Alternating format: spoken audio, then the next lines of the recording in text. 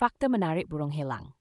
Burung helang mempunyai penglihatan yang luar biasa tajam, membolehkan mereka mengesan mangsa dari ketinggian berpuluh kilometer. Helang juga mempunyai paruh yang kuat untuk ngoyak daging mangsa. Helang mempunyai sayap yang lebar dan kuat, membolehkan mereka meluncur tinggi di udara. Jantung burung helang terdiri daripada 4 kamar, sama seperti manusia, untuk sistem pernafasan yang cekap. Saiz helang berbeza mengikut spesies.